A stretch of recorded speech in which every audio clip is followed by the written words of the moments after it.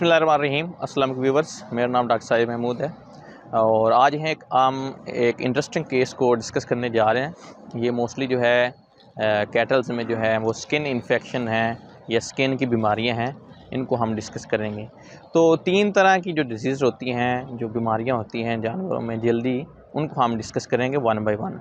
ये हमारे पास कुछ एनिमल हैं, ये आज इनकी ट्रीटमेंट करने आए हैं, तो हम साथ आपको डिफरेंशियल डायग्नोसिस भी बताएंगे कि तीनों बीमारियों में आप किस तरह इनका फ़र्क कर सकते हैं और कौन सी बीमारी में आपने कौन सी ट्रीटमेंट करनी है।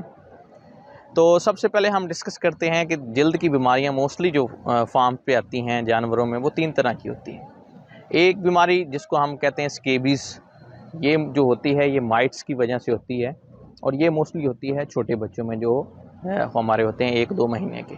इस बीमारी में क्या होता है कि बच्चे के जिस्म से बाल गिरना शुरू हो जाते हैं और आहिस्ता आहिस्ता पूरी बॉडी से जो है वो बाल गिर जाते हैं और नीचे से उसकी स्किन निकल आती है।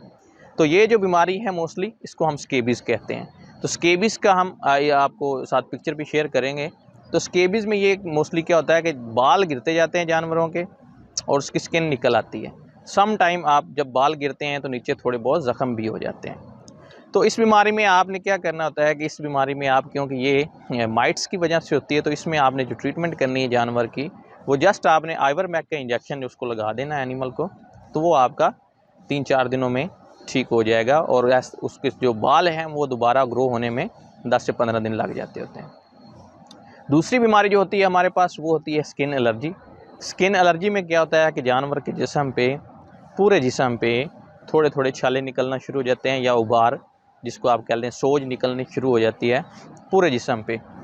तो उसमें आपने क्या करना है, उसमें सिंपल आपने एंटी एलर्जिक यूज़ करना है, जिसमें आपके पास सेवल है या मेप्रोसोन है, तो वो भी मसला आपका हल हो जाएगा। वो भी सम टाइम जिस तरह आप कह लें कि शहद की मक्खियाँ अगर जानवर को जो है वो बाइट कर लेंगी, काट लेंगी, तो उससे भी वो सम टाइम एलर्जी हो जाती है। और सिमिलरली दूसरी चीज़ों से भी अगर एलर्जी होगी तो उसको आपने सिंपल सम टाइम आप वैक्सीनेशन यूज़ करते हैं, तो वैक्सीन की रिएक्शन की वजह से जो होता है पर सेंसिटिविटी होती है एनिमल में, जिसकी वजह से वो अपने स्किन पे जो है वो उबार पूरे जिस्म पे निकलना शुरू हो जाते हैं। तो उसमें आपने सिंपल एंटी एलर्जिक यूज़ करना है, मेप्रोसोन या आईविल। तो तीसरा किस्म की जो हमारे पास बीमारी, जो आज हमारे पास केसेस हैं, वो हम इसको डिस्कस करेंगे। तो इस बीमारी को बेसिकली कहते हैं रिंगवर्म। तो रिंगवर्म बेसिकली होता क्या है, ये एक फंगल इन्फेक्शन होता है और फंगल इन्फेक्शन ये है कि ये जानवर के जिस्म पे, जब ये मोस्टली अगर हम इसकी बात करेंगे ये कब होता है, तो ये मोस्टली होता है जब आपके मौसम में नमी होगी तो ये इन्फेक्शन हो जाता है। तो ये एक फंगल इन्फेक्शन है। इसका अगर हम कहें कि ये कौन सी है इसका काजेटिव एजेंट, तो वो है ट्राइकोफाइटन वेरिकोजम। ये एक फंगस है जिसकी वजह से ये इन्फेक्शन होता है और इसका हम अगर बात करें तो ये कंटेजियस होता है। कंटेजियस से मुराद ये है कि जब एक जानवर दूसरे जानवर को लगेगा तो ये एक जानवर से दूसरे जानवर में शिफ्ट हो जाएगी। तो ये स्पोर फार्मिंग बेसिकली फंजाई है। स्पोर क्या होते हैं कि इसके जो आप जब इसको जो है वो ऊपर से क्रस्ट इसका उतारेंगे या ये इसको कह लेंगे, इस ऊपर से साफ़ करेंगे, तो ये जो आपको वाइट कलर के डस्ट नुमा या मट्टी की तरह जो दाने नज़र आ रहे हैं, तो ये जो हैं ये हवा के साथ स्प्रेड करके दूसरी जगह ईज़िली पहुंच सकते हैं। तो अगर हम इनकी बात करें कि ये स्पोर ज़िंदा कितने रहते हैं, तो ये कई सालों तक, 1-2 सालों तक ये ज़िंदा रहते होते हैं। तो डेफिनेटली ये जब ज़िंदा रहेंगे तो एक एनिमल में से दूसरे एनिमल में या जो इन्फेक्शन का सोर्स बनेंगे तो वो काफ़ी लंबे अरसे तक बनते हैं। अच्छा, आप ये है कि हम इसको अब पहचानेंगे कैसे कि ये रिंगवर्म की बीमारी के हम अलामात क्या देखेंगे।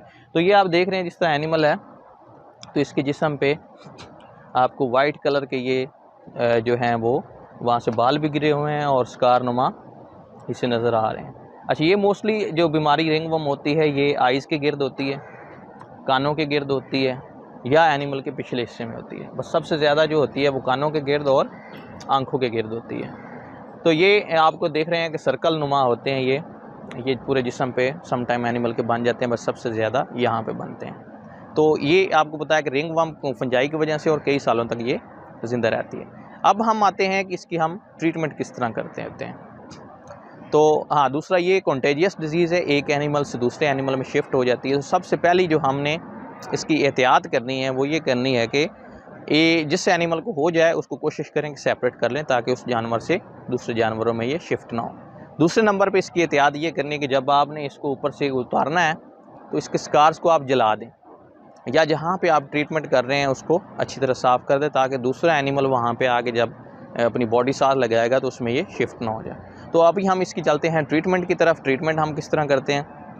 تو سب سے پہلے آپ نے کیا کرنا ہے، اس کے اوپر جو یہ وائٹ کلر کا سکار بنے ہوئے ہیں اس کو آپ نے اچھی طرح رگڑ دینا ہے برش کے ساتھ۔ اسٹیل کی وائرس کا برش ہوتا ہے وہ، ابھی ہم اس کی ٹریٹمنٹ بھی آپ کو دکھائیں گے۔ تو سب سے پہلے ہم کیا کریں گے، اس کے سکارز اتار دینے۔ اس کا فائدہ یہ ہے کہ اگر آپ ایسے ہی اس پہ میڈیسن لگائیں گے تو وہ میڈیسن آپ کی جو ہے وہ ڈیپ نہیں جائے گی اور وہ ورک نہیں کرے گی۔ تو سب سے پہلے آپ نے اس کو سکارز کو اتار دینا۔ سکارز کو اتارنے کے بعد آپ نے 2% آیوڈین کا سلوشن بنانا ہے۔ تو 2% آیوڈین کا سلوشن آپ نے ان کے اوپر لگاتے جانا۔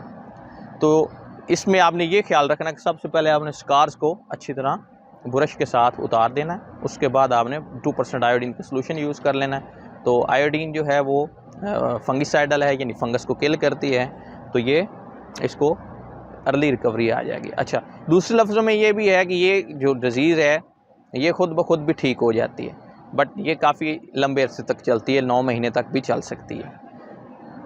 ایک اور اس کی یہ ٹریٹمنٹ ہے کہ اینیملز کو آپ موسٹلی جو ہے وہ سن میں رکھیں، سن لائٹ جو ہے وہ بھی اس کو کل کرتی ہے۔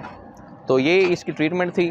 آج ابھی ہمارے پاس یہ 3 اینیملز ہیں، ان میں یہ مسئلہ آ گیا تو ہم تینوں کو ٹریٹمنٹ کر رہے ہیں، باقی یہ بیج میں اسپریڈ ہو جائے گی اگر آپ اس کو ٹائملی ٹریٹمنٹ نہیں کریں گے۔ تو یہ اس کی آپ کی ٹریٹمنٹ بھی آپ دکھاتے ہیں۔ تو یہ بیسک 3 ڈیزیزز تھی جو موسٹلی ہمارے اسکن کے مسئلے آتے ہیں جانوروں میں۔ تو یہ تینوں ڈیزیزز میں نے آپ کو 1 بائی 1 بتا دی ہیں۔ تو اس کے ریلیٹڈ اگر آپ کو اور انفارمیشن چاہیے تو آپ مجھے واٹس اپ کر سکتے ہیں، اور ویڈیو دیکھنے کے لیے شکریہ۔